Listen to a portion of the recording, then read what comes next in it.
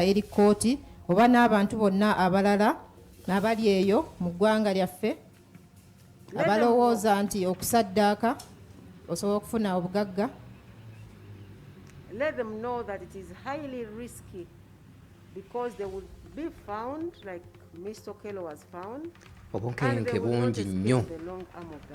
Obunkenke bateekeddwa okukimanya nti ekikolwa ekyo kiba kya bwerinde nnyo ng'era bajja kuba bakwatibwa omukono gw'amateeka ogw'amaanyi.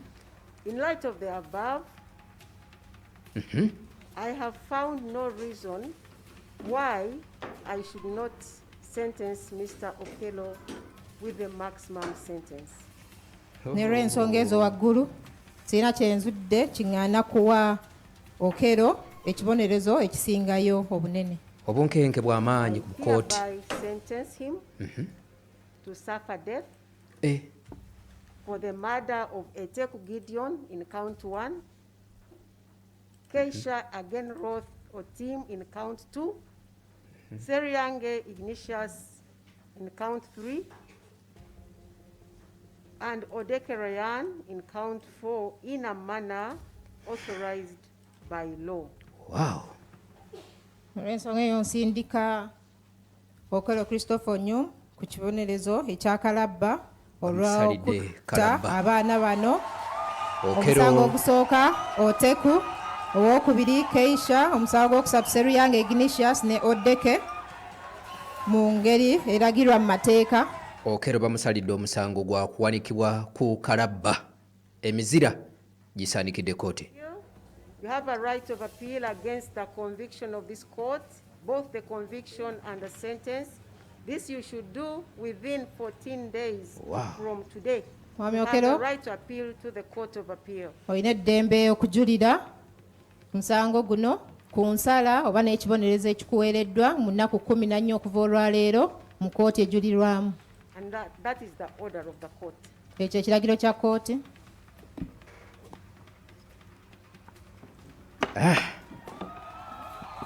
Kkooti emaze okukatyemula. Kkooti emaze okukatyemula okuviira ddala wali butereevu eggaba. Okello bamusalidde gwa kufa. Bamugambye ekikolwa kyakola ekyokutta abaana bana. Omulamuzi tewali nsonga lwaki amuttira ku liiso. Era agambye nti bakuwanike kalabba olw'okutta abaana abawerera ddala bana abatalina musango mu kifo we baali batwaliddwa okukuumibwa.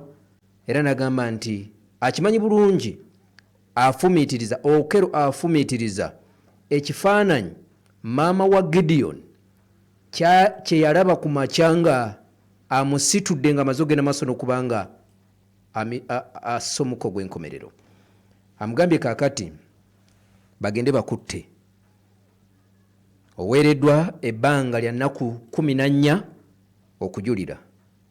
Era omulamuzi amutegeezezza nti osobola okujulira ku nsala ya kkooti, osobola n'okujulira ku kibonerezo ekikuweereddwa. Bagiyita Power of Africa Radio 107.9 ekkula ery'omuntu wa bulijjo. Ekifaananyi kye tufuna okuva eggaba ku kkooti, abantu bagenda maaso n'okubanga bajaganya. Enduulu ez'oluleekereeke zigenda maaso n'okubanga zifuluma esayidi ne sayidi.